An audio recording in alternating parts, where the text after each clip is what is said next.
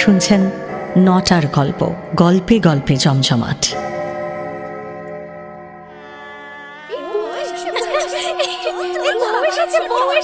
আরে কইরি আয় আয় আয়, বউ এসে গেছে তো।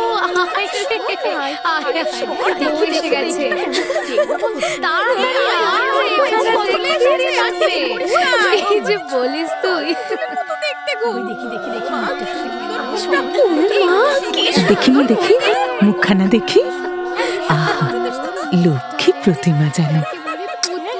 তোরা সর সর সর, মেলা ভিড় করিসনি। মেয়েটার মুখটা একেবারে শুকিয়ে গেছে, বরণ করে আগে ঘরে তুলি। সর দেখি, সর। থাক মা, থাক থাক, এসো ঘরে এসো। আজ থেকেই হলো তোমার ঘর, বুঝলে? চিরদিন তুমি এই ঘরের লক্ষ্মী হয়ে থেকো মা।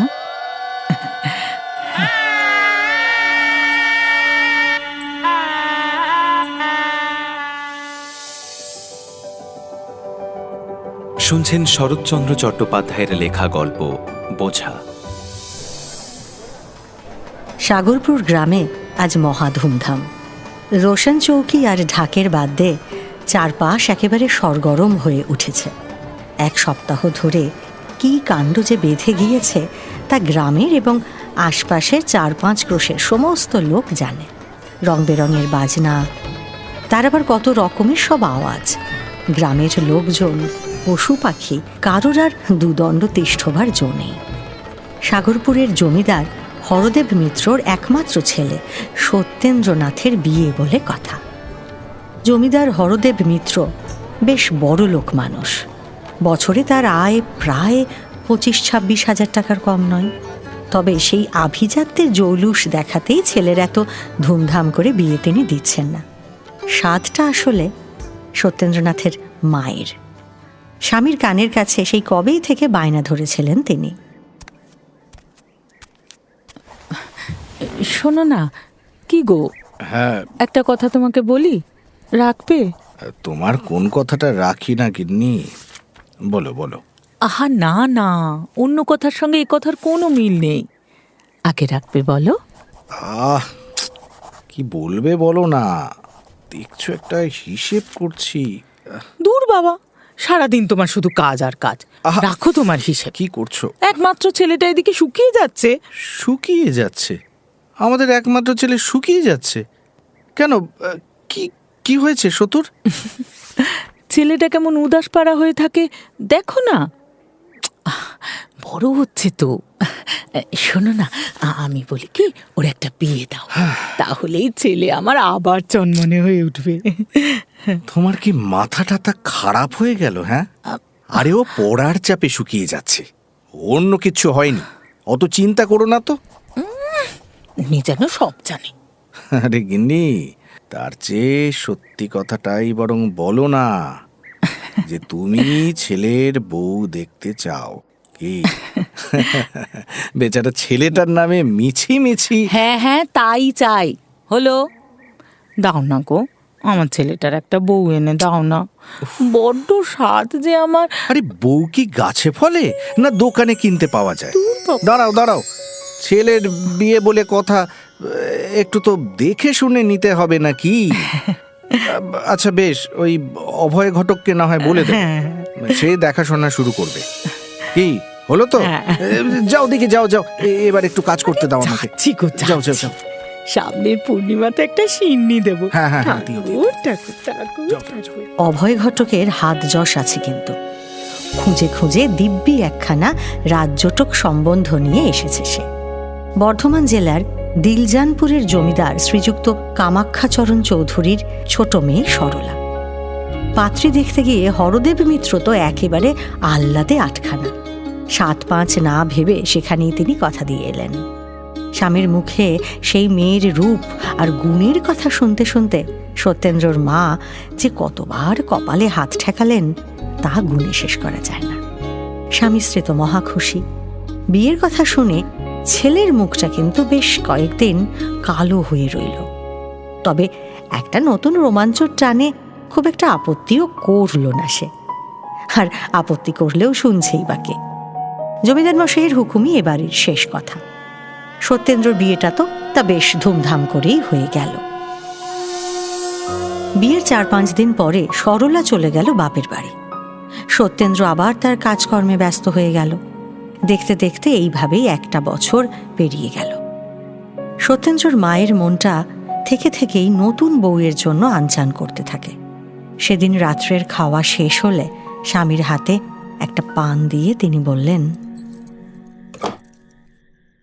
কি গো, শোনো না, হুম বলি ছেলের বিয়ের তো বছর ঘুরলো, এবার বৌমাকে নিয়ে এসো। জানো না, বিয়ে হলে মেয়েকে বাপের বাড়িতে ফেলে রাখতে নেই। বউ এসে আমার সংসার আলো করে থাকুক, দেখে আমি চোখ চুরোই। কথাটা নেহাত মন্দ বলনি গিন্নি। বৌমাকে আনার জন্য আমি বরং কালই বর্ধমানে লোক পাঠিয়ে দিচ্ছি, কেমন? আচ্ছা। সত্যেন্দ্র পড়াশোনায় বেশ ভালো ছিল। তার কাজকর্মেও যাতে কোনো অসুবিধে না হয় তাই ছেলেকে নিয়ে হরদেব বাবু এখন সস্ত্রীক কলকাতাতেই থাকেন। এবার তাঁদের সেই বাড়িতে এসেই সরলা উঠল। অমনি সঙ্গে সঙ্গে বাড়িটা যেন চাঁদের হাট হয়ে উঠল। যে বয়সে সরলার বিয়ে হয়েছিল সেই অতটুকু বয়সে শ্বশুর শাশুড়ি বলতে সমাজে যে ধারণাগুলো প্রচলিত, মেয়েটা সেগুলোর কিছুই বুঝতে পারেনি। আর হরদেব বাবুরাও তেমন লোক নন। কাজেই সকলের সামনেই অনায়াসে সে শ্বশুরমশাইয়ের সঙ্গে কথা বলতো, শাশুড়ি মায়ের সঙ্গে গপ্প জমিয়ে তুলতো। শাশুড়ি মায়ের সঙ্গে তার ভাবও ছিল খুব। তবে সত্যেন্দ্র অবশ্য শখ করে স্বামী হওয়ার চেষ্টাটা জারি রাখতে কোনো কসুর করল না। তা বলছিলাম কি, শ্বশুরমশাইয়ের সঙ্গে বৌমাকে কথা বলতে নেই, জানো না? যা বলার তা মাকে বললেই তো হয়। ও মা, কেমন ধরা কথা শোনো একবার। বলে নাকি বাবার সঙ্গে কথা বলবো না। তো কেন গো, বাবা বুঝি তোমার একার? কেন, তোমার বুঝি হিংসে হচ্ছে? সরলার এমন প্রশ্নের উত্তরে সতুর আর কিছু বলার রইল না। কি একটা তর্ক করার চেষ্টা করেও হাসি চেপে মাথা নিচু করে বউয়ের সামনে থেকে সে সরে গেল। যেদিন কামাখ্যাবাবু তার মেয়েকে নিতে এলেন সেদিন কাজ থেকে ফিরেই সতুর মুখ একেবারে হাঁড়ি। সেদিন জানা গেল তার খিদে নেই, দামি কলমটা নাকি সে কোথায় হারিয়ে এসেছে। তার গা ম্যাচ ম্যাচ করছে। ঘর অন্ধকার করে শুয়ে পড়ল সতু। হরদেববাবু ব্যস্ত হয়ে ছেলের জন্য ওষুধ খুঁজতে লাগলেন, আর সরলা মনের আনন্দে তার বাবার সঙ্গে পালকিতে চেপে বসল। আরো 2 মাস মাঝে কেটে গেল। তার মায়ের চোখে না পড়লেও সত্যেন্দ্র এবার যেন সত্যি কেমন শুকিয়ে যেতে লাগলো। আরো 2-1 মাস পরে একদিন কাজ থেকে ফিরে সতু দারুণ রেগে গিয়ে বলল, কাজের খাতাগুলো ছাতা ধরেছে, দোয়াতের কালি শুকিয়ে গেছে। এমন একজন নেই যে এগুলো দেখে? এভাবে কি চলে? হ্যাঁ, ঠিকই তো, ঠিকই। বাড়িতে এত দাসী বাঁধি রয়েছে, একটাও কাজের না। কালই আমি সব কটাকে দূর করে দেব। ওগো শুনছো, বলি বৌমা তো অনেক দিন হলো বাপের বাড়ি গিয়েছে, এবার তাকে নিয়ে আসার ব্যবস্থা করো, বুঝলে? কথাটা হরদেববাবু বুঝলেন। কামাখ্যাচরণকে চিঠি লিখে জানালেন যে কলকাতার বাড়িতে প্রবল গোলযোগ শুরু হয়েছে। সরলা ছাড়া এই গোলমাল কেউ থামাতে পারবে না, অতএব যত শীঘ্র সম্ভব তাকে পাঠিয়ে দেওয়া হোক। চিঠি পেয়ে নিজেই এসে মেয়েকে পৌঁছে দিয়ে গেলেন জমিদার কামাখ্যাপ্রসাদ।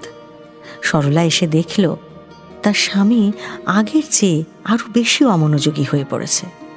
2 হাতে 2 রকমের বোতাম লাগায়, 2 পায়ে তার 2 রকমের জুতো, 1 পায়ে কার্পেটের জুতো তো অন্য পায়ে বার্নিশ করা জুতো, ধবধবে জামার উপরে ময়লা চাদর চাপায়। সত্যেন্দ্রর এসব ব্যাপার দেখে হেসে বাঁচে না সরলা। বাবা গো বাবা, মানুষ এত অন্যমনস্ক হতে পারে?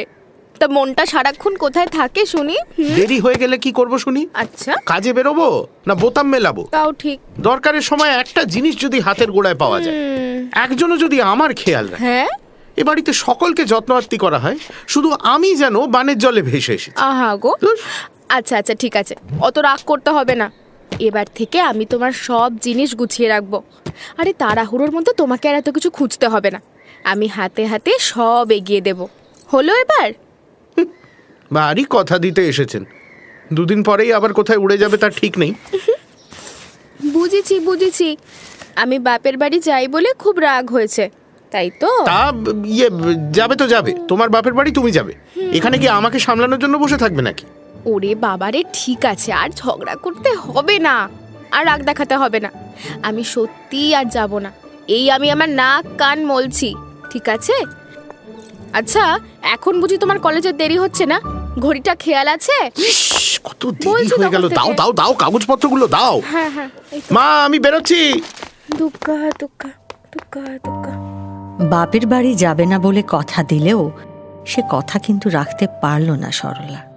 বড় মেয়ে সুশীলার ছেলের অন্নপ্রাশনের নিমন্ত্রণ নিয়ে কলকাতার বাড়িতে এলেন সরলার বাবা কামাখ্যাবাবু। দারোয়ান তাকে বৈঠকখানায় এনে বসালো। আরে কি সৌভাগ্য, বেআই মশাই যে। আসুন আসুন আসুন, বসুন। এই কে আছিস? একটু চা জল মিষ্টি নিয়ে আয়, তাড়াতাড়ি কর।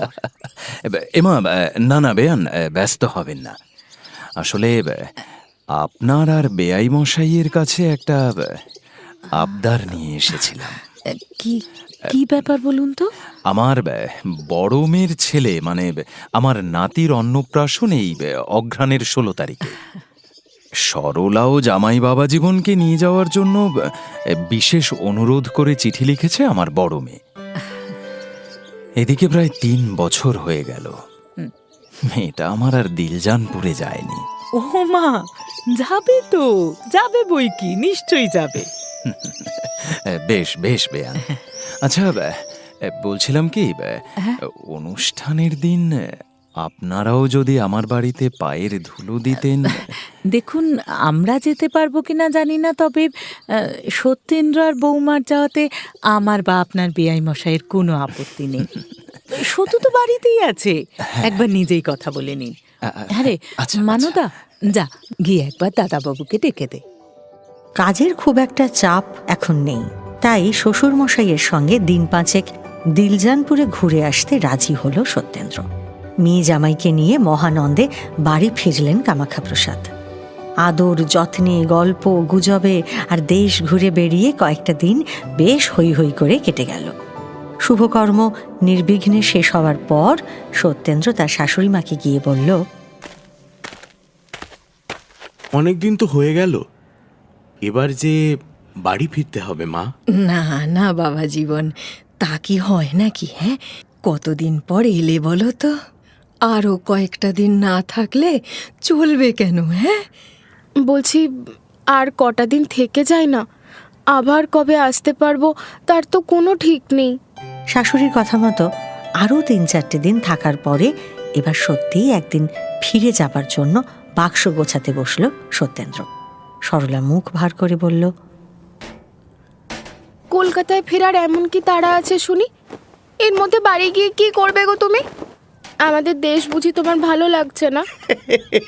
না না, তা নয় সরলা, দেশগ্রাম আমার খুবই প্রিয় জায়গা, কিন্তু আচ্ছা বেশ, তুমি না হয় আরো কয়েকটা দিন থেকে যাও, আমি বাড়ি গিয়ে মাকে বুঝিয়ে বলবো। ঠিক তো? আমাকে ছেড়ে তুমি থাকতে পারবে তো? এই তো শুনি তুমি নাকি কিছু খুঁজে পাও না। ঠিকই বলেছ সরলা, সত্যি তোমাকে ছেড়ে একটুও যেতে ইচ্ছে করছে না, কিন্তু উপায় নেই, আমায় যেতেই হবে। বেশ, তাহলে আমি তোমায় আর আটকাবো না, আর আমার জন্য একদম মন খারাপ করবে না, কেমন? এই তো লক্ষ্মী বউ আমার। কিন্তু আমাকে আবার কবে নিতে আসবে? যখন যাবে বলবে, তখনই এসে নিয়ে যাব। একটা শুধু চিঠি লিখে দিও, আমি নিজে এসে নিয়ে যাব। বেশ, তাহলে ওই 10-12 দিন পরেই আমাকে নিয়ে যাও। সত্যি বলছো? হ্যাঁ হ্যাঁ, সত্যি সত্যি সত্যি, 3 সত্যি। আমাকে নিয়ে যেও কিন্তু। তুমি যাবে বলছো আর আমি নিতে আসবো না? দেখো, বেশি রাত জেগে কিন্তু পড়বে না, রাত 10টার মধ্যে শুয়ে পড়বে, এই আমার মাথার দিব্যি দিয়ে দিলাম। যে আজ্ঞা মহারানী। সরলার কাছ থেকে হাসি মুখে বেরোলো বটে সত্যেন্দ্র, কিন্তু প্রাণের ভেতরটা তার হু হু করতে লাগলো। গম্ভীর মুখে কলকাতায় পৌঁছলো সত্যেন্দ্র, নিয়মমাফিক সব কাজ করতে লাগলো, কিন্তু কোনো কিছুতেই আর মন বসাতে পারল না সে। ধুর তেরি, মাত্র এইটুকু পড়লাম। রাতের বেলা শোবার পর ভেবে দেখল সারাদিনে কোনো কাজই সে খুব একটা মন দিয়ে করেনি, আর তাই কোনো কাজই সম্পূর্ণ শেষও করতে পারেনি। এভাবে চললে আর বেশি দিন তাকে কাজকর্ম করতেও হবে না। এ তো আচ্ছা জ্বালা হলো। সরলা এখানে থাকলে সে বেশিক্ষণ কাজে মন দিতে পারে না, আবার সরলা না থাকলেও সে কাজে মন বসাতে পারে না। ফ্যাল ফ্যাল করে শুধু বাইরের দিকে তাকিয়ে বসে রইল সে। না, এই মন খারাপ তাকে কাটিয়ে উঠতেই হবে, নইলে কাজের জায়গায় সে আর মুখ দেখাতে পারবে না। নিজেকে শক্ত করে আবারও প্রবল উদ্যমে নতুন করে শুরু করবে বলে ভেবে শুয়ে পড়ল সত্যেন্দ্র। একটা মাস কোথা দিয়ে যেন কেটে গেল, তার আর খেয়ালই রইল না। একদিন জমিদার গিন্নি তাকে ডেকে বললেন, ও সতু, এবারে বৌমাকে নিয়ে আয় বাবা। অনেক দিন হলো বাপের বাড়ি গেছে, বেশি দিন ওখানে থাকাটা ভালো দেখায় না যে। হ্যাঁ মা, কাজের চাপে আর হয়ে ওঠেনি। এখন একটু ফাঁকা হয়েছি, আমি কালই রওনা দিচ্ছি। মায়ের কথায় মনে মনে লজ্জা পেল সত্যেন্দ্র। তার মনে পড়ল যে সরলা তাকে 10-12 দিন পরেই আনতে যেতে বলেছিল। সেই 10টা দিন এখন 1 মাসে গিয়ে দাঁড়িয়েছে, আর এমনতর কথার খেলাপ সে কোনো দিন করে না। পরের দিনই হরদেব বাবু আর সত্যেন্দ্র বাবা ছেলে মিলে দিলজানপুরে রওনা হলো। কিন্তু সেখানে যে কি বিপর্যয় তাদের জন্য অপেক্ষা করছে তার কোনো আভাসও তাদের কাছে ছিল না। স্তম্ভিত সত্যেন্দ্র দেখল যে মৃত্যুশয্যায় শুয়ে সরলা ধুঁকছে, প্রাণটুকু শুধু ধুকপুক করছে, তার যেন তারই জন্য অপেক্ষা করেছিল সে। এ কি? হ্যাঁ, এ কি? আমার মায়ের এই অবস্থা কি করে হলো? আরে আপনারা আমাদের একটা খবর পর্যন্ত দিলেন না। হ্যাঁ, খবর দেওয়ার সময়টুকু যে মেয়েটা দিল না বেআই মশাই। মাত্র 2 দিনের জ্বরে মেয়ের আমার এই অবস্থা হবে তাকে জানতো। যাও যাও বাবা জীবন, যাও ঘরে গিয়ে বসো। তোমাকে এত খুঁজেছে মেয়েটা।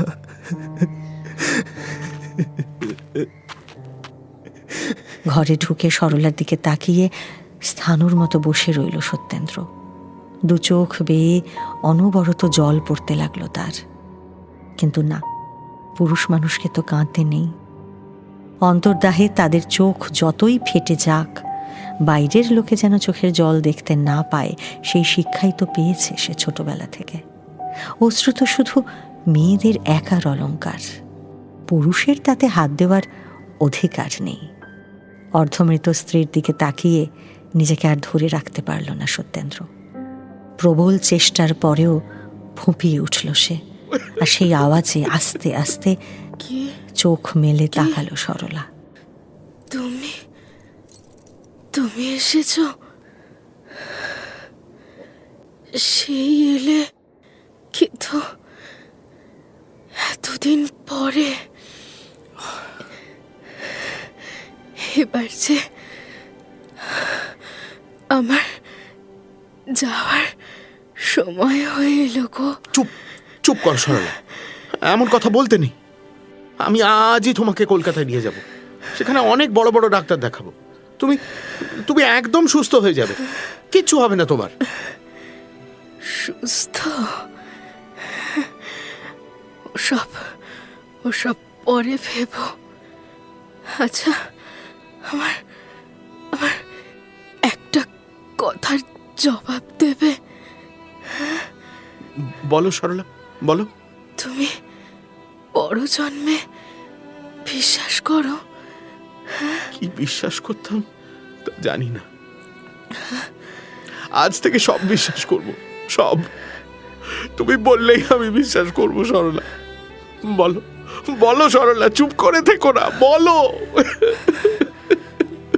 সরলার শুকনো ঠোঁটে একটু হাসির চিহ্ন ফুটে উঠল। সরলা মা এখন কেমন আছে? বাইরে থেকে ডাক্তারের গলা শোনা যেতেই তার বিছানার পাশ থেকে সরে দাঁড়ালো সত্যেন্দ্র। ডাক্তারবাবুকে সঙ্গে নিয়ে কামাক্ষাবাবু আর হরদেববাবু ঘরে এসে ঢুকলেন। ডাক্তার নাড়ি টিপে বললেন, এবার সবই ঈশ্বরের ইচ্ছে। বলছেন ডাক্তারবাবু, কোনো আশাই কি আর কোনো আশা দেখছি না। সেই রাতটুকু কোনো রকমে পার করে পরদিন বেলা 7টার সময় সরলার মৃত্যু হলো।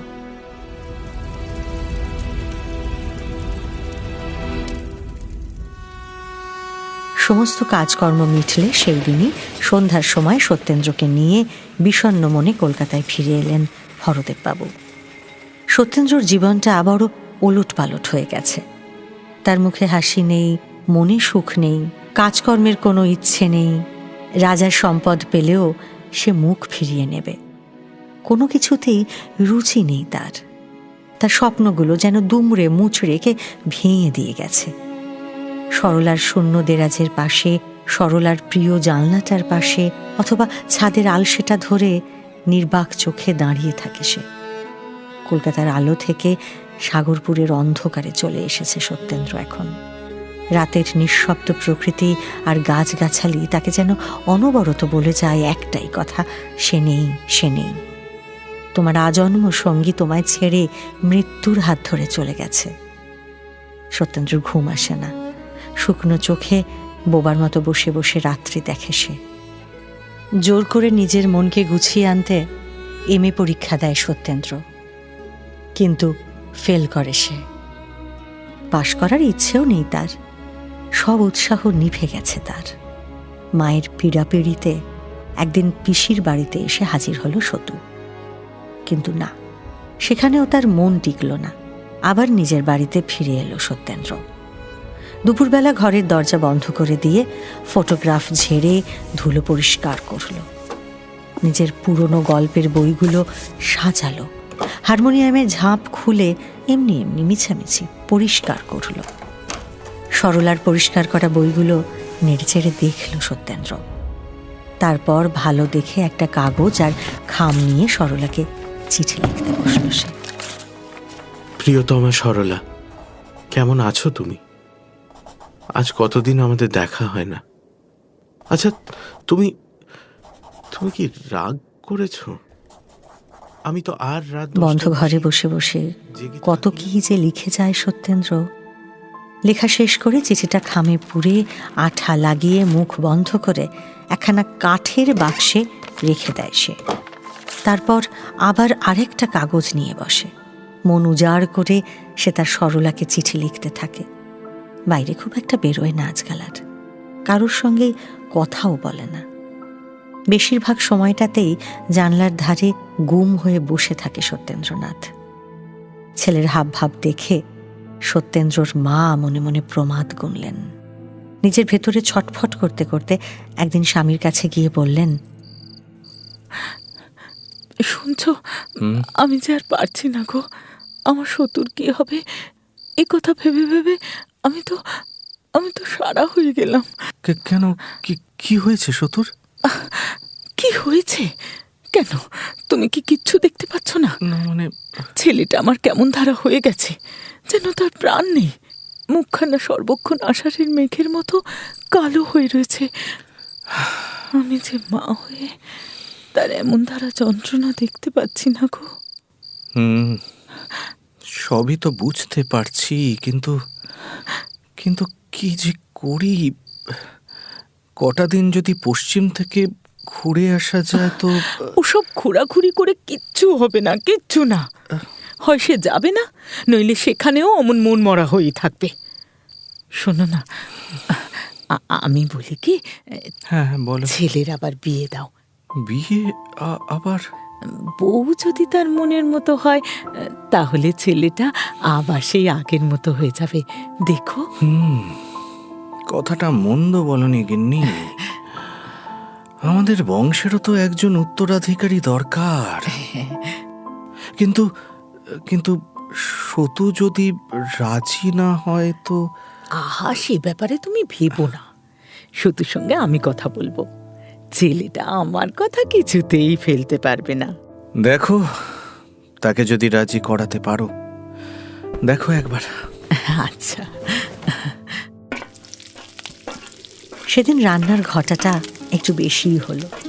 সত্যেন্দ্র যা যা পছন্দ করে তার মা সে সমস্ত কিছু নিজে হাতে রান্না করেছেন। তারপর খাবার গুছিয়ে ঢাকা দিয়ে ছেলের ঘরে গিয়ে তার গায়ে মাথায় হাত বুলিয়ে খাওয়াতে নিয়ে এলেন তিনি।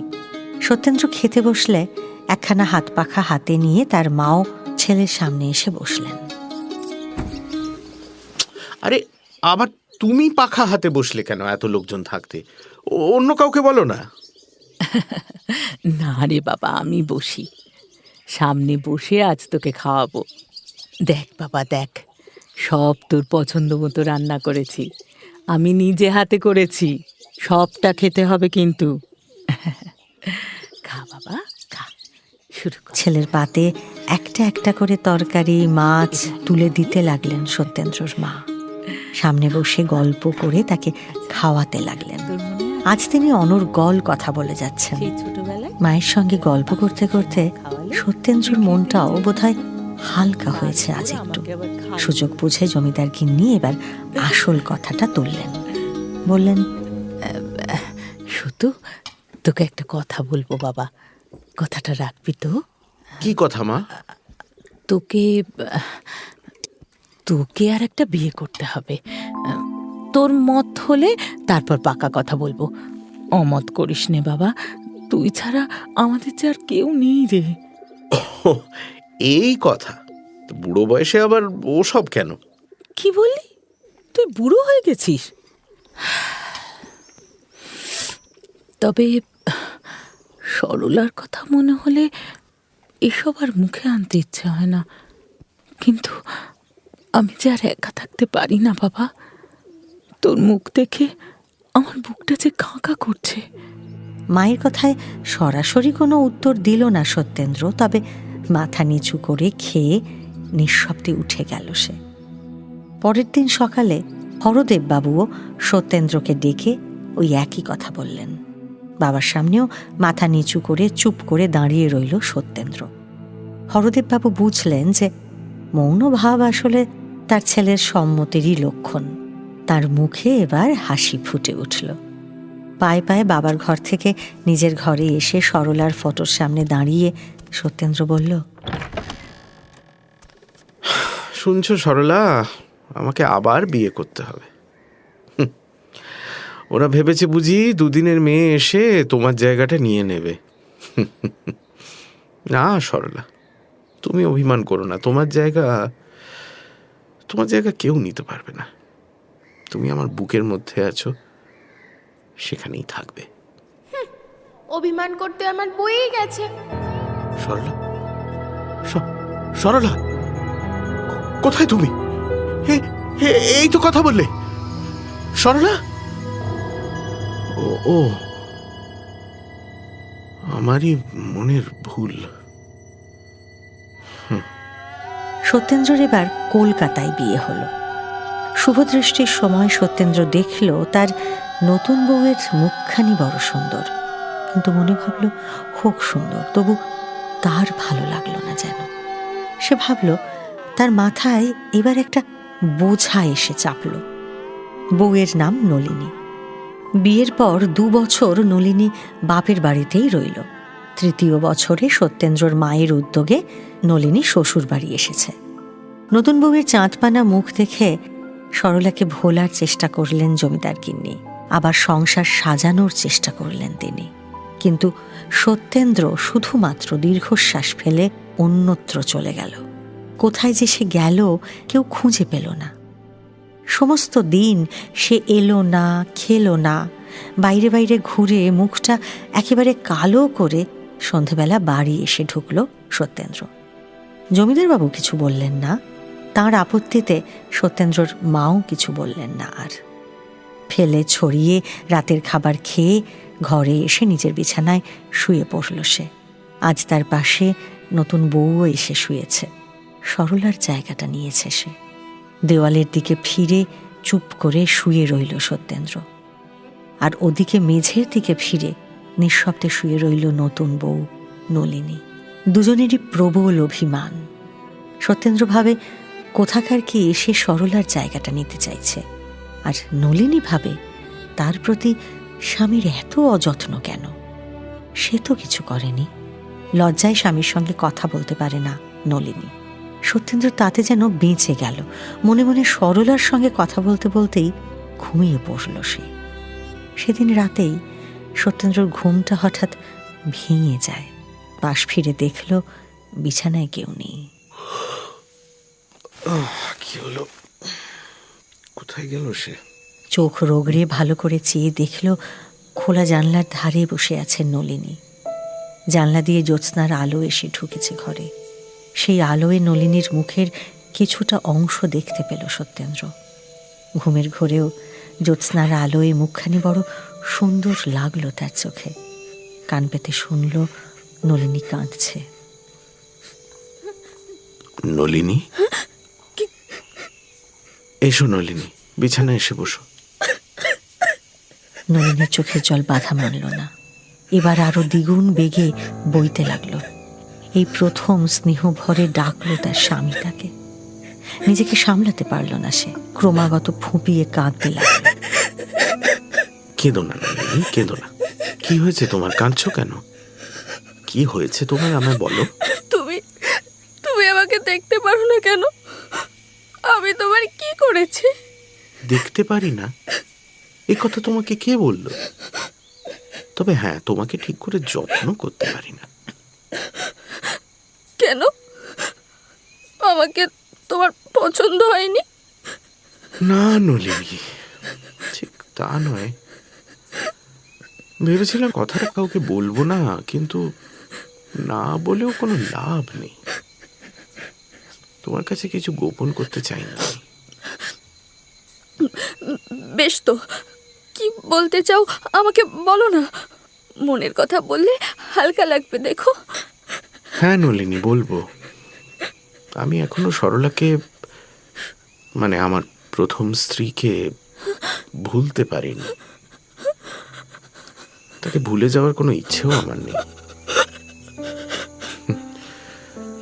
তুমি নেহাতি এক হতভাগ্যের হাতে পড়েছ। না না, ও কথা বলো না। বলছি কি আর সাধে, তোমাকে কখনো সুখী করতে পারবো না গো। আমি নিজের ইচ্ছায় তোমায় বিয়েও করিনি, নিজের ইচ্ছায় তোমাকে ভালোবাসতে পারবো না। কেঁদো না নলিনী, আমাকে কেউ বোঝে না। ভেতরে ভেতরে রাত দিন যে কি যন্ত্রণা ভোগ করে চলেছি তা কেউ জানে না। আমার মনে যে বড় কষ্ট। আমি আমি তোমার সব কষ্ট মুছিয়ে দেবো, দেখো, সব কষ্ট মুছিয়ে দেবো। সত্যি যদি এই কষ্টটা কখনো ভুলতে পারি, তাহলে হয়তো তোমাকে ভালোবাসতে পারবো নলিনী, যত্ন করতে পারবো। কিন্তু এই যন্ত্রণা কত গভীর আমি কাকে বোঝাই। কেঁদো না নলিনী। এই বিষাদপূর্ণ স্নেহমাখা কথার মূল্য সবাই বোঝে না, কিন্তু নলিনী বড় বুদ্ধিমতী। সে তার স্বামীর কষ্টটা বুঝল। স্বামী তাকে ভালোবাসে না এ কথা সে তার মুখে শুনল বটে, তবুও তার অভিমান হলো না। সে ভাবল, অভিমান আগে না তার স্বামী আগে। সেই দিন থেকেই নলিনী একেবারে পাল্টে গেল। কি করলে স্বামীর কষ্টটা কমানো যায়, এটাই তার একমাত্র ধ্যান জ্ঞান চিন্তা হয়ে উঠল। কিন্তু না, সরলাকে সত্যেন্দ্রর জীবন থেকে মুছে দেওয়ার কথা সে কিন্তু ভাবতেও পারল না। স্বামীর ব্যথার কথা, দুঃখের কথা, কষ্টের কথা আগ্রহ নিয়ে শুনতে লাগলো সে। প্রকৃত সমব্যথী মানুষের প্রকৃত বন্ধু। এভাবেই নলিনী আস্তে আস্তে তার স্বামীর বন্ধু হয়ে উঠল। কত রাত ধরে যে সেই একই কথা বলতো, অনর্গল বলে চলতো সত্যেন্দ্র, তা গুণে শেষ করা যায় না। সত্যেন্দ্র বলে চলে আর নলিনী সে কথা চুপ করে শোনে। স্বামীর গায়ে মাথায় হাত বুলিয়ে দেয় সে। তার চোখের জল মুছিয়ে আবার নতুন করে প্রশ্ন করে সে।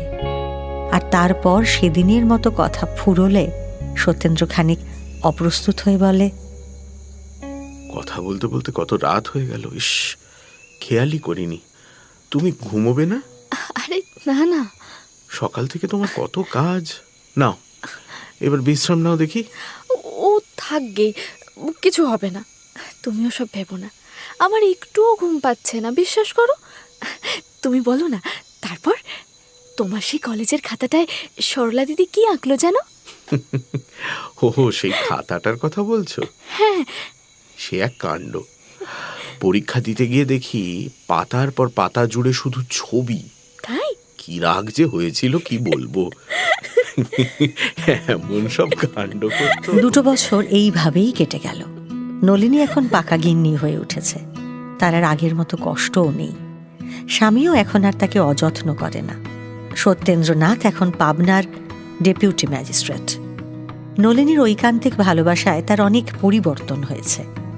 কাছারির কাজের ফাঁকে সে এখন নলিনীর সঙ্গে গল্প করে, তামাশা করে, গান বাজনা শুনে আমোদ পায়। এক কথায় সত্যেন্দ্র এখন অনেকটা সহজ হয়েছে। কিন্তু মানুষের চরিত্র বড় জটিল। সে যেটা পায় না সেটাই তার অত্যন্ত প্রিয় হয়ে দাঁড়ায় যেন। সত্যেন্দ্রনাথ মানুষ। এত ভালোবাসা, যত্ন ও শান্তির মধ্যেও থেকে থেকেই তার সরলাকে মনে পড়ে। আর তখনই বিদ্যুতের মতো অশান্তিও যেন ঝিলিক দিয়ে ওঠে তার মাথায়, মনে। সত্যেন্দ্রর মনের মধ্যে একেবারে তুমুল বিপ্লব বেঁধে যায় তখন। অনেক কষ্ট করে তাকে সামাল দেয় নলিনী। মাঝে মাঝে তার মনে হয় সে বুঝি আর সামলাতে পারল না।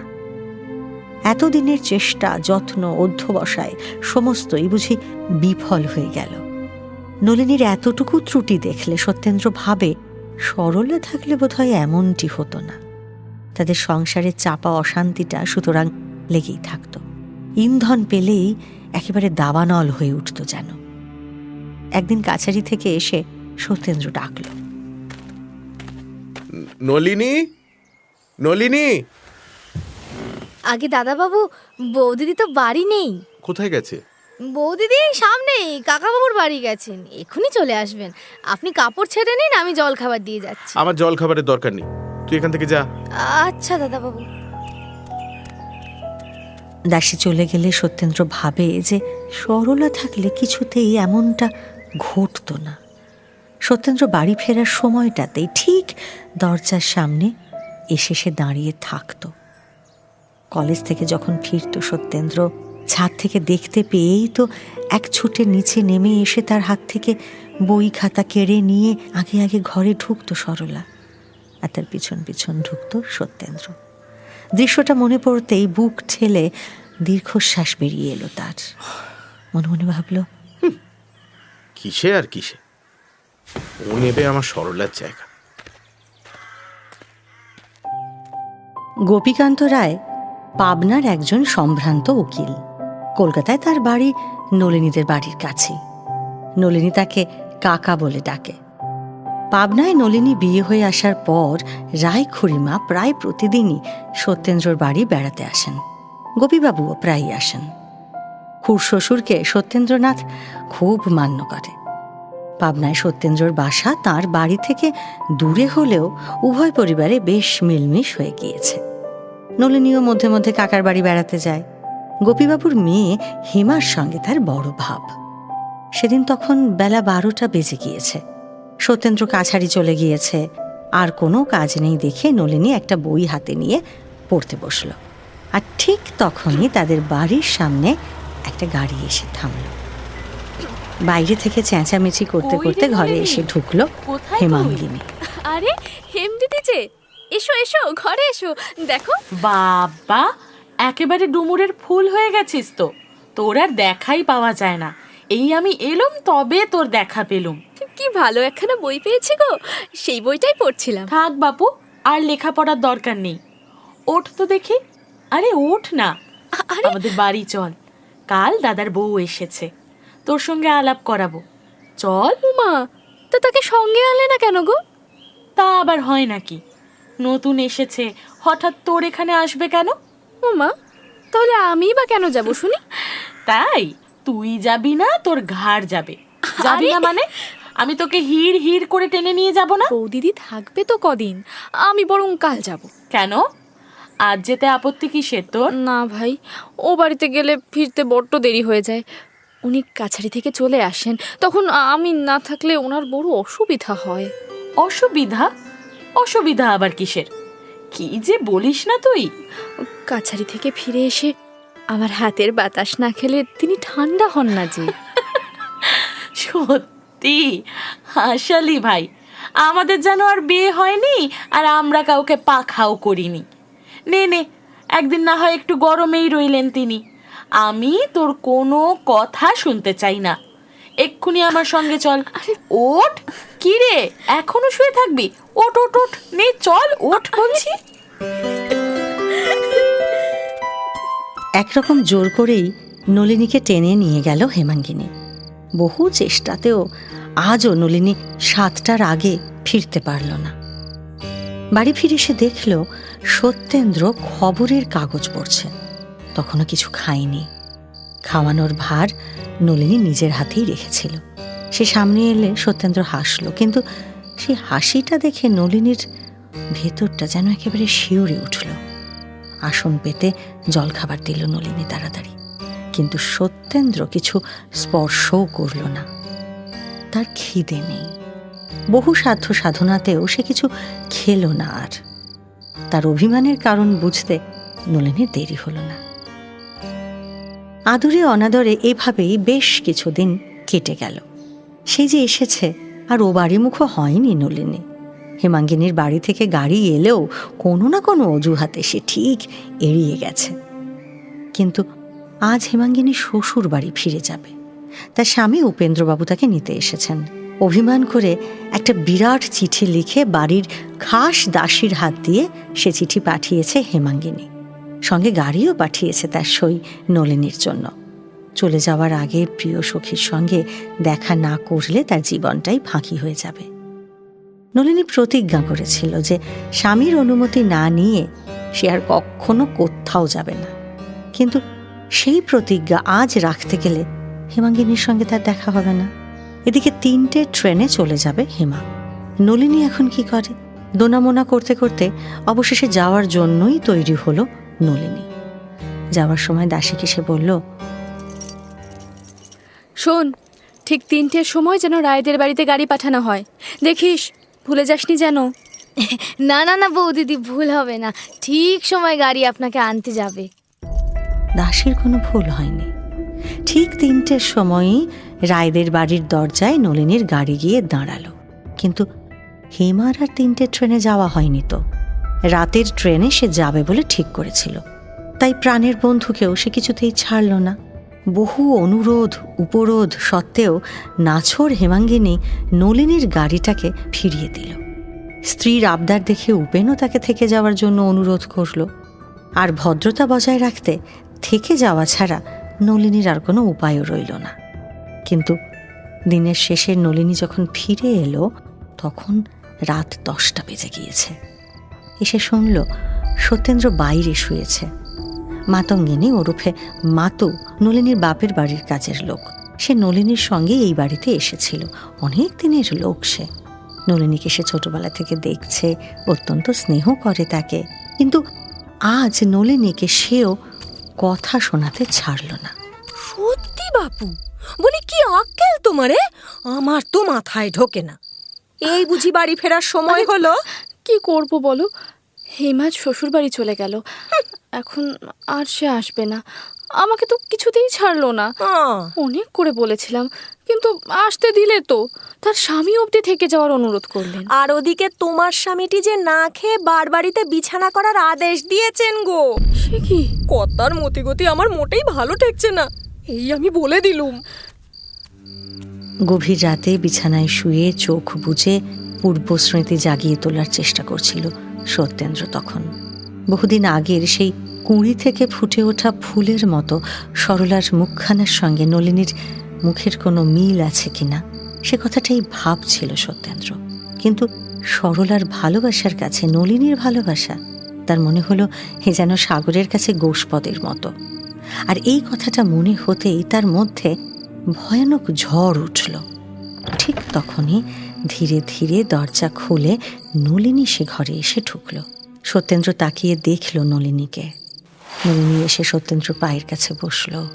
সত্যেন্দ্র চোখ বন্ধ করল। বহুক্ষণ এইভাবেই কেটে গেল দেখে সত্যেন্দ্রনাথ একটু বিরক্ত হলো। এবার পাশ ফিরে গম্ভীর গলায় স্পষ্ট স্বরে বলল, তুমি এখানে কেন? কেঁদো না তো, রাত হয়েছে, যাও ভেতরে গিয়ে শোগে। তুমি তুমি শোবে চলো। আমার বড় ঘুম পেয়েছে, আমি উঠতে পারবো না, তুমি যাও। এবারের মতো আমাকে ক্ষমা করো, এখানে তোমার বড় কষ্ট হবে গো, ভেতরে চলো না। এত রাত্রে আর কষ্টের কথা ভেবে কাজ নেই, তুমি শোগে, আমিও ঘুমোই। নলিনী সত্যেন্দ্রনাথকে চিনত। সমস্ত রাত সে নিজের ঘরে বসে কেঁদে কাটাল। মনে মনে অসহায়ের মতো হেমাঙ্গিনীকেই ডাকতে লাগলো সে।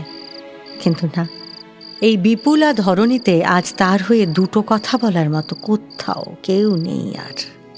কাঁদতে কাঁদতে একসময় নীরব হয়ে গেল নলিনী। পরের দিনও সত্যেন্দ্র বাড়ির ভেতরে এলো না, নলিনীর সঙ্গে দেখাও করল না। নলিনীর একখানা চিঠি সত্যেন্দ্রর হাতে দিতে গিয়েছিল মাতঙ্গিনী। তার সামনে চিঠিটা টুকরো টুকরো করে ফেলে দিল সত্যেন্দ্র। 4-5 দিন পরে একদিন নলিনীর বড় দাদা শ্রীযুক্ত নরেন্দ্রনাথ পাবনায় এসে পৌঁছলেন। হঠাৎ দাদাকে দেখে যতটা না খুশি হলো নলিনী, তার থেকেও বেশি বিস্মিত হলো সে। বলল, আরে দাদা, এমন হঠাৎ করে? আরে আমি হঠাৎ কোথায়, তুই তো ব্যস্ত হয়ে উঠেছিস শুনলাম। ব্যস্ত? তা ব্যস্ত না, বাড়ি যাবি বলে নাকি পা বাড়িয়ে আছিস। তা হ্যাঁ রে, তোর হয়েছেটা কি? এরকম দেখাচ্ছে। তা ব্যস্ত হব না? কতদিন তোমাদের দেখিনি বলো তো, আর তোমরাও তো কোনো খোঁজ খবর রাখো না। না রে বোন, রাগ করিস না। বুঝিসই তো, কাজের চাপ, সংসারে নানা ঝামেলা। সেই তো। দা যাকে ওসব বাদ দে, ভালোই হয়েছে বাবা জীবনকে দিয়ে তুই যখন চিঠি লিখি আমাকে ডেকেই আনলি, তাহলে চল আজই বেরিয়ে পড়া যাক, কি বলিস? সে কি আজই? ওমা, এই তো সবে এলে, 2 দিন থাকো না, তোমাকে একটু আদর যত্ন করি, তারপর না হয় একসাথে যাবো দাদা। না রে, অনেক কাজ ফেলে এসেছি বোন, তোর জরুরি তলব পেয়ে আর দেরি করতে পারলাম না। দেখ, আজ যদি না বেরোই অনেকগুলো কাজের ক্ষতি হয়ে যাবে। তাহলে চলো দাদা, আজই বরং যাই। হ্যাঁ, আর দেরি করিস না, চল।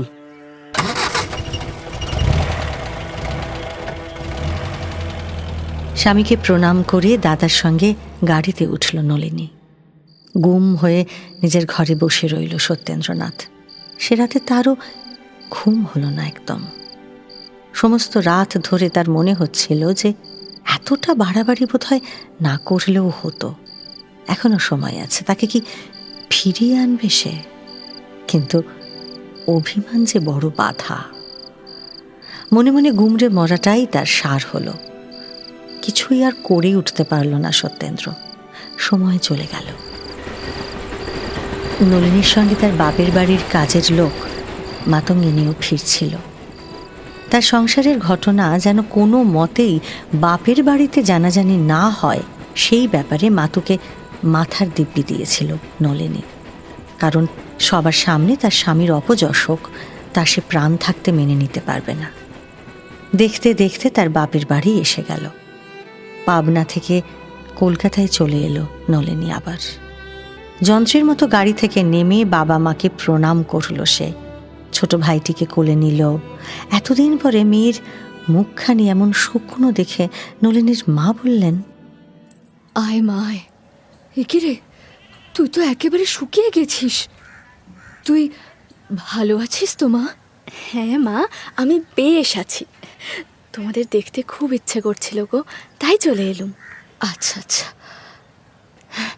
বেশ করেছিস মা, বেশ করেছিস।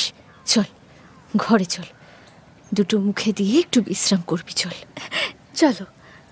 নলিনী বিশ্রাম নিল, কিন্তু তার মুখ আর প্রফুল্ল হলো না।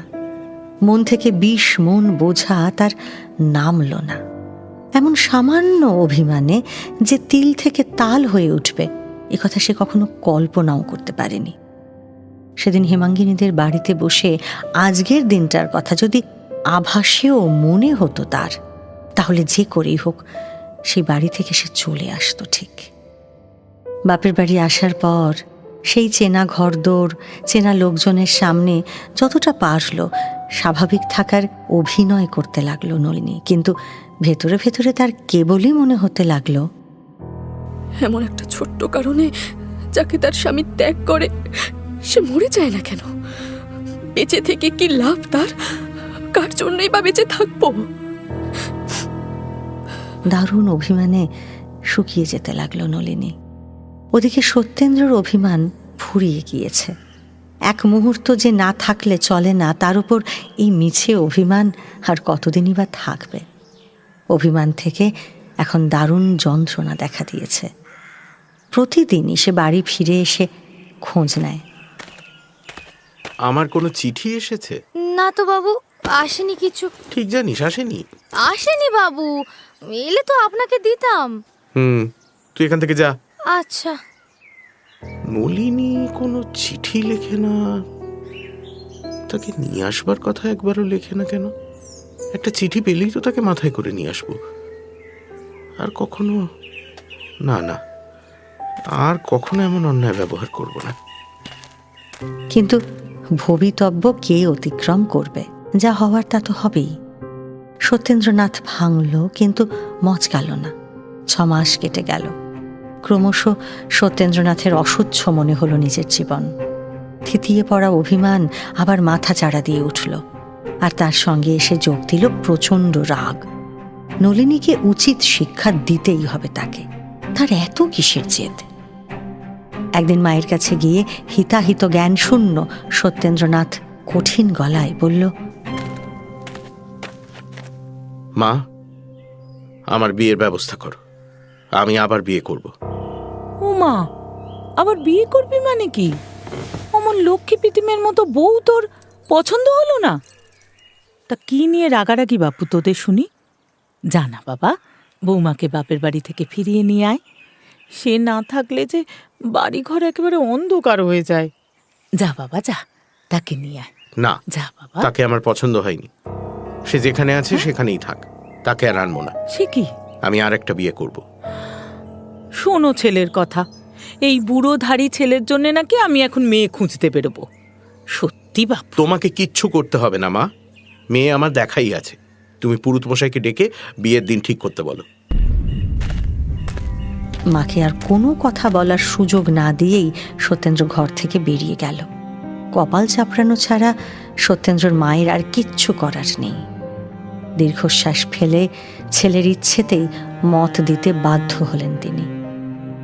দেখতে দেখতে বিয়ের দিনও চলে এলো। এখন তার স্বামীও নেই, নিজের বলতে এক ছেলে ছাড়া আর কেউ নেই। সরলা, নলিনী, একজনকেও তো নিজের করে আর পেলেন না তিনি। দীর্ঘশ্বাস ফেলে চোখের জল মুছে ছেলের বিয়ের আয়োজন শুরু করলেন সত্যেন্দ্রর মা। আবার বিয়ে করে বউ নিয়ে এলো সত্যেন্দ্র। নতুন বউ যখন এলো বাড়ির সামনে, তখন গিরিবালা, নৃত্যকালীরা সব দল বেঁধে দাঁড়িয়ে আছে। তাদের সকলের সঙ্গেই সই পাতিয়েছিল নলিনী। জমিদার গিন্নি বউ বরণ করে ঘরে তুললেন। আবারও তার চোখে জল এলো। জল মুছতে মুছতে তিনি বললেন, উফ, চোখে কি যে পড়লো কে জানে। কেবলই জল আসছে। এই বয়সে 3 বার, এই বয়সে আরো কত কি যে চোখে পড়বে কে জানে। তুমি তোমার চোখ সামলাও গো গিন্নিমা। আহা, তুই থাম তো গিরিবালা, যা নয় তাই বলে যাস। ও মা, কি সুন্দর তত্ত্ব এসেছে দেখো। বরকনের এই ঢাকাই শাড়ি, আহা ধুতি, এই চাদর, বাবারে বাবা কত কিছু। কনের বারাণসী চেলিখানা একবার দেখ দেখিনি। এমন সুন্দর চেলি এই গ্রামে আর কেউ দেখেছে বলে তো মনে হয় না, তাই না? দেখ দেখ। তা হ্যাঁ গা সত্তর মা, কোথাকার তত্ত্ব? কে পাঠিয়েছে গো? ওই তো সতুর একজন বন্ধু পাঠিয়েছে। এই নাও নাও, তোমরা সবাই মিষ্টি খাও তো, মিষ্টি খাও। গৃহিণী চোখের জল আগলে আসল সত্যিটা লুকিয়ে তত্ত্বের মিষ্টি ভাগ বাঁটোয়ারা করতে লাগলেন। সকলে যে যার ভাগ নিয়ে চলে গেল। কিন্তু মিষ্টি দিয়ে কি আর গ্রামের লোকেদের মুখ বন্ধ করা যায়? গ্রামের আনাচে কানাচে কি কথা হয় জমিদার গিন্নি একদিন তা শুনলেন। তার দাসী এসেই তাকে সে খবর দিল। দাসী জানালো, ও মা, আজ যা শুনে এলাম বলতেও আমার লজ্জা করছে মা। কি শুনেছিস রে? কার নামে? নলিনী বৌদিদির নামে। যা তা বলছে সবাই মা। আমার নলিনীর নামে? কে কি বলছে রে? বল বল, চুপ করে থাকিস না, আমায় খুলে বল, বল না। ও পাড়ার জ্ঞানদা আর আমি দোপানি বলা বলি করছিল বৌদিদি নাকি। কি কি বল, থামলি কেন? বল নলিনী, কি বল। বৌদিদি নাকি কুলোটা, তাই দাদা বাবু তাকে ঘরে নেন না। বৌদিদির কারণেই নাকি দাদা বাবুকে ওর চাকরির জায়গা থেকে তাড়িয়ে দিয়েছে। মা গো, এরা কোত্থেকে এসব মন করা গল্প বানায় কে জানে। চুপ চুপ, একদম চুপ। আমার নলিনীর নামে আমি এমন কথা কখনো শুনবো না, মুখ ভেঙে দেবো আমি। আমার কি দোষ মা? সবাই যে বলা বলি করছে। তুই যা তো, যা যা এখন এখান থেকে যা।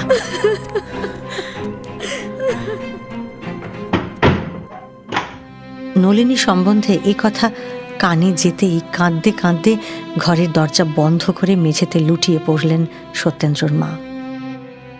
সত্যেন্দ্রর বিয়ে উপলক্ষে লুকিয়ে জমিদার গিন্নির সঙ্গে দেখা করতে এসেছিল মাতঙ্গিনী। নলিনীর কাছ থেকে তার শাশুড়ির জন্য কয়েকটা জিনিস বয়ে নিয়ে এসেছিল সে। গোপনে তার হাত ধরে আকুল হয়ে কাঁদতে কাঁদতে ততক্ষণে সব খবর শুনেছেন সত্যেন্দ্রর মা। কিন্তু এ কথাটা কাউকে তিনি মুখ ফুটে বলতে পারেননি।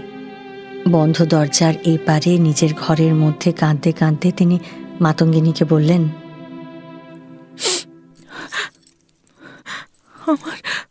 আমার নলিনী কুলোটা। আমি আর এখানে এক দণ্ড থাকবো না। আমি এক্ষুনি নলিনীকে নিয়ে কাশিবাসী। কি বলছো মা? ও পোড়া কপালের এই জন্মের মতো সব স্বাদ মিটেছে। মা তো যা তো, যা মা, তুই কি নলিনীকে আমার কাছে এনে দে। যা মা, যা। তা হয় না মা, কর্তাবাবু না ডাকলে তিনি যে আসবেন না। কেন? আমি কি তার কেউ নই? আমার ডাকের কি কোনো দাম নেই? কি রে বল না, কোনো দাম নেই তার কাছে?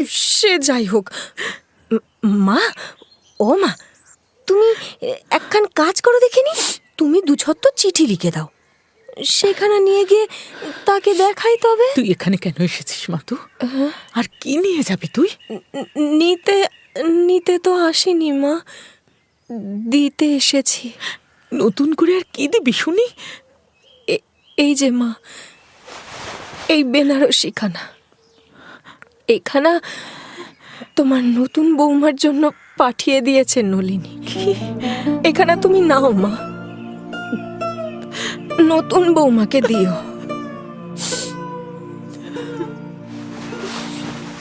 মাতুর হাত থেকে শাড়িখানা নিলেন সত্যেন্দ্রর মা। চমৎকার একটা বেনারসি পাঠিয়েছে নলিনী। সে শাড়িখানা দেখতে দেখতে আবেগে চোখ ভেসে গেল তার। ছেলের উপর দারুণ অভিমান জন্মালো।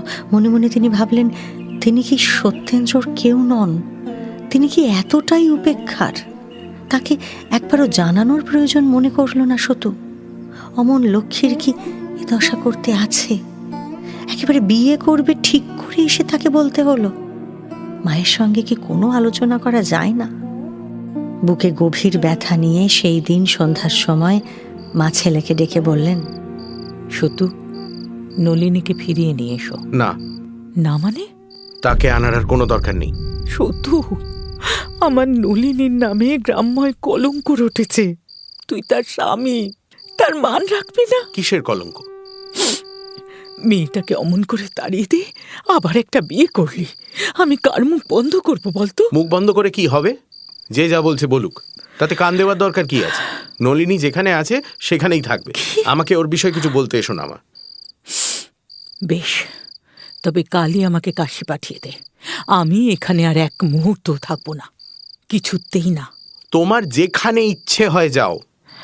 আমি আর কাউকে আনতে পারবো না। কি এত বড় কথা তুই বলতে পারলি? সতু আর সে সতু নেই।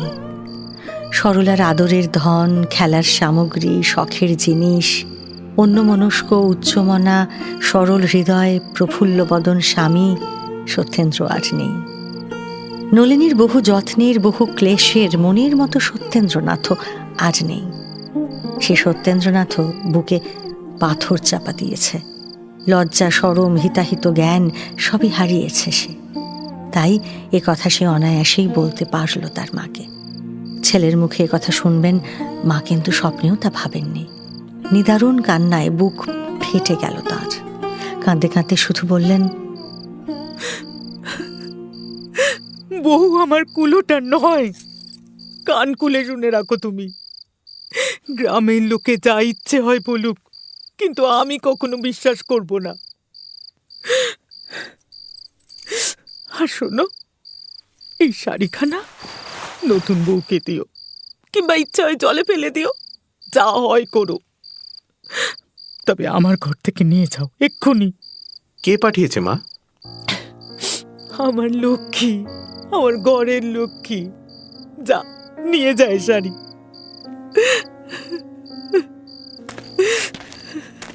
মাতঙ্গিনীর হাত দিয়ে যে বেনারসিখানা পাঠিয়েছে নলিনী, সেই শাড়িটা এবার সত্যেন্দ্রনাথের হাতে এসে পড়ল। সত্যেন্দ্র দেখল বেশ দামি কাপড়। অবাক হয়ে গেল সে। শাড়িটা বেশ ভালো করে দেখতে দেখতে সে লক্ষ্য করল শাড়ির একটা কোণে কি যেন একটা বাঁধা আছে। এটা কি? নলিনীর হাতের লেখা। খুলে দেখল একখানা ছোট চিঠি। হাতের লেখা দেখে সত্যেন্দ্রর মাথায় যেন বিদ্যুৎ খেলে গেল। সেখানে লেখা আছে, স্নেহের উপহার প্রত্যাখ্যান করতে নেই বোন। তোমার দিদি যা পাঠালো গ্রহণ করো। সুখে থেকো তুমি। নলিনী? সে রাতের ফুলশয্যা সত্যেন্দ্রর কাছে কণ্টক শয্যা হলো। তবে সময় থেমে থাকে না। সে তার আপন নিয়মে আপন গতিতে চলে। তৃতীয় বিয়ের পরেও বেশ কটা দিন কেটে গেল। যদিও নতুন বউ বিধুর সঙ্গে সত্যেন্দ্র কিংবা তার মায়ের তেমন কোনো সম্পর্ক গড়ে উঠল না আর। সত্যেন্দ্রর জীবনের দিনগুলো যেন ভারী থেকে আরো ভারী হয়ে বুকের ওপর চেপে বসেছে। এই বোঝার মতো, পাথরের মতো জীবনটা সরিয়ে সে আর মন খুলে শ্বাস নিতে পারছে না যেন। সত্যেন্দ্রর শ্রান্ত জীবনটা ক্রমশ বোঝার মতোই ভারী হয়ে উঠতে লাগলো। সমস্ত দিন ছটফট করেও যেন সে বোঝা নামাতে পারে না সে। সত্যেন্দ্রর মাঝে মাঝে মনে হয় সে যেন তার অতীত জীবন সমস্ত ভুলে গেছে। সে যেন তার আরেক জন্মের কাহিনী। শুধু কিছুতেই ভুলতে পারে না তার সাধের নলিনী পাবনায় চরিত্রহীনা হয়েছিল, তাই তার স্বামী তাকে ত্যাগ করেছে। এ কথা মনে পড়লেই তার মাথায় যেন লক্ষ সূর্য একসঙ্গে জ্বলতে থাকে। আজ প্রায় 2 মাস হলো সত্যেন্দ্রনাথের বিয়ে হয়েছে। নিস্তব্ধ অনাড়ম্বর দিনগুলো সে নিঃশব্দে কাটিয়ে যাচ্ছিল কোনো ক্রমে। সয়ে নিচ্ছিল, মানিয়ে নিচ্ছিল সত্যেন্দ্র। এর মধ্যেই আচমকা তার নামে একটা চিঠি এবং সঙ্গে ছোট একটা পার্সেল এসে পৌঁছল। চিঠিটা নলিনীর দাদা নরেন্দ্রবাবুর লেখা। চিঠি খুলে পড়তে শুরু করল সত্যেন্দ্র। সেখানে লেখা ছিল, সত্যেন্দ্রবাবু, অতি অনিচ্ছা সত্ত্বেও আপনাকে যে চিঠিখানি লিখছি সে কেবল আমার প্রাণাধিকা বোন নলিনীর জন্য। মৃত্যুর আগে সে অনেক করে বলে গিয়েছে যেন এই আংটিটি আপনার কাছে আবার পাঠিয়ে দেওয়া হয়। আপনার নামাঙ্কিত আংটিটি পাঠালাম। বোনের ইচ্ছে ছিল এইটি আপনার নতুন স্ত্রীকে পরিয়ে দেন। ভরসা করি তার আশা পূরণ হবে। আর মৃত্যুর আগে সে আপনাকে বিশেষ করে অনুনয় করে গিয়েছে যেন তার ছোট বোনটি কষ্ট না পায়। এটি শ্রী নরেন্দ্রনাথ। মৃত্যুর আগে মানে? সত্যেন্দ্রর মাথায় যেন বজ্রপাত ঘটল। স্থানুর মতো সেখানেই দাঁড়িয়ে রইল সে। আর তার চোখের সামনে গোটা জগৎটা দুলে উঠল। এ তো সেই আংটি, নলিনীর সদ্যজাত শিশুটি যেদিন মারা গেল, তারপরে নিজের নাম লেখা আংটিটা স্ত্রীর হাতে পরিয়ে দিয়েছিল সত্যেন্দ্র। বলেছিল, আর কেউ না থাক, আমি তো আছি। সেই আংটিটা এতকাল পরে দেখে সত্যেন্দ্রর বুকটা হু হু করে উঠল। তার চোখ দুটো যেন মরুভূমির মতো খাঁ খাঁ করছে, এক ফোঁটাও জল আর আসছে না সেখানে। বুকে প্রখর গ্রীষ্মকাল আর মুখে এক থমথমে আশার নিয়ে ঘরে এসে ঢুকল সত্যেন্দ্রনাথ। তার নতুন বউ বিধুমুখী তখনও এই সংসারে একেবারে বাইরের লোক। স্বামীকে দেখেই জড়সড় হয়ে ঘরের এক কোণে সরে গেল সে। আজ এই প্রথমবার তার মুখের দিকে পরিপূর্ণ দৃষ্টিতে তাকিয়ে দেখল সত্যেন্দ্র। তার মনে হলো সেই মুখে নলিনীর ছায়া পড়ছে না। না, সত্যেন্দ্রর মা আর কাশিবাসী হতে পারলেন না। বিধুমুখীকে নলিনী করে তোলার দায়িত্বটা তাঁর হাতে এসেই পড়েছে। হাজার হোক আপনজন বলতে তো ওই একটিই ছেলে তার কথা তো আর ঠেলতে পারেন না তিনি। এ বাড়িতে আবার নলিনীকে ফিরিয়ে আনার দায়টা জমিদারগিনী নিজেই মাথা পেতে নিলেন। জমিদার বাড়িতে আবার জীবন ফিরছে একটু একটু করে।